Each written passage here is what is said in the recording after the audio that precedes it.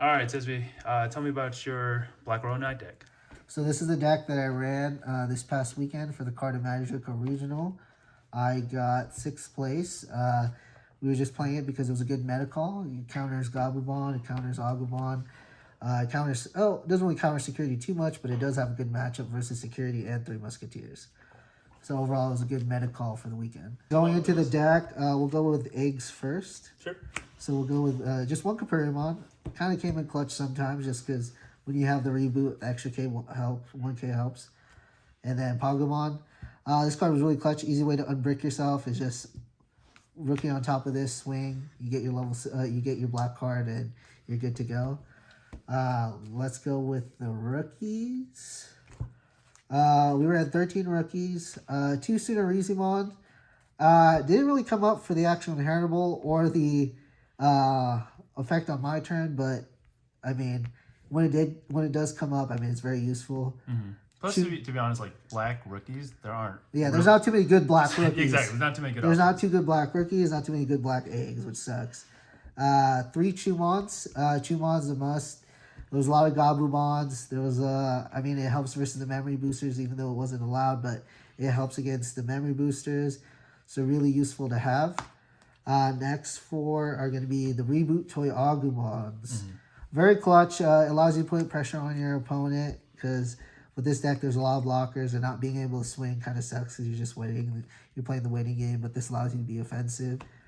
Mm-hmm. Chikurimon. Yeah, best rookie. Yeah, I don't think I actually procced it in my security once the whole weekend. Really? Okay. Yeah, but I mean, it was a rookie, and it's good because it's a 1K, and it's almost guaranteed. It's pretty much guaranteed to die. Right. Okay. When you swing it. So it's a free cycle almost. Yeah. So with the egg, I mean, it makes sense. Mm-hmm, mm-hmm. Next, we're gonna go into the level 4s. We go 2 Tankmons, 2 Numamons.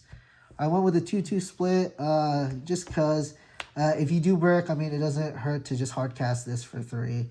You have a level 4 on the board. And then Tankmon, I mean, you have a 6K. Mm-hmm. Next up, we got 2 Sealdramons. More blockers. Once you have a Craniumon out, I mean, you just have a wall of blockers. Mm-hmm. So this is a must. I mean, it helps you pinch because it's for 2. Then we got 4 Dark Tyrannomons. Again, another must because it is black. You need your blockers. Once you have a tie established, I mean, it being a 6K or if you have any inheritables on it, very useful. And then lastly, another... Oh, yeah, I was going to mention it because you run the tie, a spoiler, but that makes him pretty much immune to the Huckmon. Yeah. The Bow Huckmon. It helps out versus the Jessamon because they won't get cucked by... the Huckmon effect, and I mean it being at 6K doesn't make it die to like Lobo and the Goonies. Oh, true. Yeah, makes sense. And then lastly, one of the MVPs of the deck, Mechanorimon, Saving Grace versus Gabumon, Saving Grace versus all these aggro decks, and the Saving Grace really against 3 Musketeers. Once you have a Craniumon and you have this out, literally, you're able to survive that game. Honestly, that's probably the hardest matchup. Yeah, what can they do? Right? Literally can't do anything, so it's just who could get rid of the other person's Mechanorimon first. So yeah, this card was really clutch over the weekend.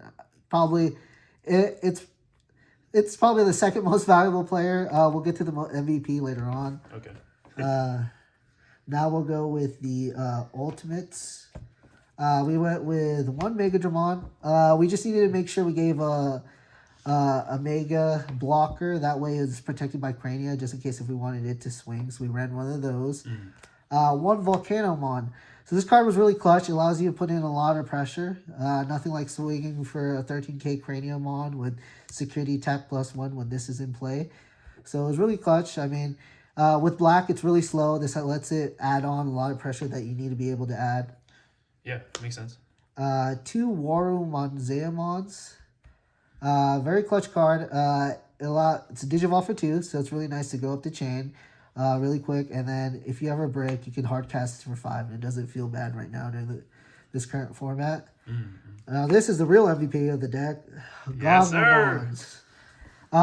This partnered with some of the cards I have later. One of the cards later on. I mean, this card's super clutch. It allows you to boost so Jesmon doesn't kill you. It allows you to boost so Gabumon doesn't kill you. It allows you to boost so Agumon doesn't kill you. And, I mean, as long as it gets blocker, I mean, it doesn't die with Crania. So it's probably the most clutch card of the deck. MVP for the whole weekend. I mean, I was able to swing over a lot of things and protect my Crania, protect my Mechanori. If it wasn't for this card, I would have lost a lot of my games this weekend. And the Inheritable was really clutch, getting 1K on all turns. So this probably is the MVP of the whole weekend. Yeah, what a card. And then let's go on to the Megas. We go 3 Cranias. 3, we don't really need 4 because 3 is enough. Once you see 1, it usually sticks, really. Unless you do something dumb and you swing with it and it dies. But really, you just need to see 1 and 3 is a perfect amount. Once Crania hits the board, you're pretty much safe for the game, hopefully. As long as they don't have like Millie or anything else, if you're not playing yellow or if they're not running Millie. I mean, once Crania hits the board, it stays. And in certain matchups, playing it for 13 doesn't feel bad either. So, Crania Mall is really good right now, especially in this format. It counters a lot of things as well.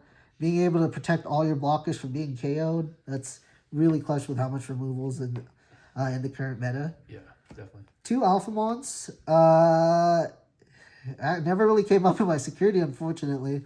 But being able to Digivolve for 3 is really nice. And then his effects are really nice too, because being able to swing and get that 2 memory was really clutch as well, because it allows you to follow up with certain plays afterwards.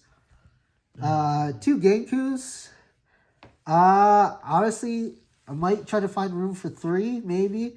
It's really clutch because a lot of these decks, a lot of the play cost cards are all at the same play cost. So being able to just KO all of them, like for example, like Gabumons and Agumons, they're all at 3 play costs. So being able to play this, smack it down, and KOing multiple cards feels good. And once you do it once, they play around it. So you make your opponent play awkward as well. So this card's super clutch. If I could, I would run it at 3. It's just there's no space. Running at 2 felt pretty good. I saw it when I needed to see it. But, I mean, being able to guarantee that you see it at all times, I might up it to 3. Next thing is Tamers. So 2 ties. I originally ran it with Izzy, but the extra 1K boost is too good, and Izzy really didn't do much. So there's that. And then let's go with the options. So first one of. So the one of, I know it's a one of. You very rarely see it, but this card partnered with this card. These won me so many games. Just being able to have a Cranion on board, boosting this to 13, and then Final Zubagon punching it. And now it's at 16 with blocker, security attack +1, and it doesn't die. I did that to so many people, and people caught so many people off guard. This card's honestly very good right now. You could potentially up it to 2. It's just, you only really do it once per game. You don't really need to do it more than once. You could do it offensively and defensively. There was a game as well where I did it to my Mechanori to make sure that it was super boosted and it wasn't going to die. So this card was super clutch. Dang, yeah, that's what, 9K, and then if you have to tie 10K? 10K, and then if you boost it with a Dogma, it's at 12. Yeah, holy so snap. Okay. You can make Mechanori not die. Yeah. So it was really clutch. Honestly, this card partnered with this card and partnered with the level 7s. Just really, that's how I closed it out almost all my games. 2 ultimate flares. The 2 is a good amount.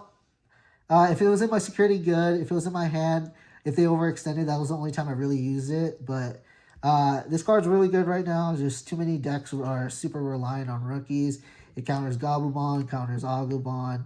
It does well versus Jesmon too. So really useful. 2 is a perfect amount. Yeah. And then 1 Iron Fisted Onslaught. This I only really ever played if it was they really overextended or I needed to get rid of 1 card. Like there was one game I played where he only had a rookie, but to guarantee that I had game next turn, I did it to a rookie. And I mean, it ended up working, but very seldom. I mean, you could potentially put 3 ultimate flares versus a 2-1 split, but this card's pretty good to get rid of the big boys. And then lastly, the level 7s. So 2's Wart D's. Really clutch, actually. This is one of the more clutch cards. I played a lot of Gabumons. I think I played maybe against 4 or 5 Gabumons, and then just being able to kill Tamers, killing that Matt Tamer was super clutch. Thank you, Brian, for that. It's just it helped out a lot. If when it was in security, it was really clutch to have it in security as well. A huge momentum shift whenever it plays on the board for free. And then one Zwart. This might be able to be replaced with a Alter S, but this Zwart is pretty clutch. Being able to play this and then bring out 2 more bodies was really nice to have as well, especially if you if you have a Crania and you bring out 2 more blockers. I was able to close out games with this, and it provides you that spot removal as well. Only reason I would say it would be a good switch would be for Alter S was just because with Alter S, there's a lot of times where people would go wide and I didn't have Ultimate Flare and they weren't swinging into my security. So, I mean, Alter S would be a good way to clear a board. And then lastly, Antibody, the secret rare of the deck. This card came in clutch so many times as well. Literally, the 3 cards that close out most of the games are these 3. Nice, yeah. These 3 cards. There's sometimes I was able to Zubagon punch my Antibody, but this card is really clutch. I mean, as long as, you'll Zwart D on the turn prior, and Zwart D is not going to die because they don't want their Digimon to die. And then just being able to do this the next turn and then just clearing a board and being able to stop attacks. This card's super good. And a lot of decks right now don't really have the best ways to get rid of Antibody right now. So I think it's a really good meta call. And if I do run into a security, if I have this under, I mean, it doesn't die to Wyvern's Breath. So I think this card's really good in this deck. And yeah, so that's pretty much it. Overall, through the weekend, I think I played 5 Gabumons, 1 3 Musketeers. No, I think I played 6 Gabumons, actually. 6 Gabumons. That's like your worst matchup, too, because they actually... It's just RNG at that point. Yeah, what the heck? Shout out to that one guy running Sora Joe that got me. But I think I played 6 Gabumons, 1 3 Musketeer, and then 1 Lord Nightmon. Oh, and wow. I'm surprised, that little guy that playing Lord Nightmon, I got him out super quick. Oh, jeez. And he literally couldn't do anything to it because I had Goglemon under, so there's no way he could actually kill him in 1 turn. So Yeah, ouch. I get him out both games, and I pretty much walled him after that. Yeah. But yeah, against the Gabumons, it's a pretty, I wouldn't say it's an easy matchup, but it's definitely a doable matchup if you can predict their kill turn. You just need to make sure you have that. Literally, most of your matchups, you have those 2 out, and you're just chilling for the game, just chipping with Crania. And you're just protected by Mechanori. But yeah, that's it for the deck profile. I mean, very good meta call right now. There's a lot of decks that can't deal with this card specifically. So, like I said, unless you're running into any decks that are able to just bottom deck it or put it back to hand. Even putting it back to hand feels bad because most of the time you have the stack to bring it back out anyway. So it's just a waste of a card out of their hands. So it's a very good meta call. It does very well against Jesmon. I wish I played against more Jesmons in the tournament. Again, that's another, you predict the kill turn, you wall them, and once it gets to the point where your wall's so big that it just becomes overwhelming and you just end up winning the game. So yeah, so if you have any questions, reach out to us. Shout us out in the comments. Give us any questions in the comments. If you have any ideas on how to better the deck as well, let us know in the comments. Thanks for watching.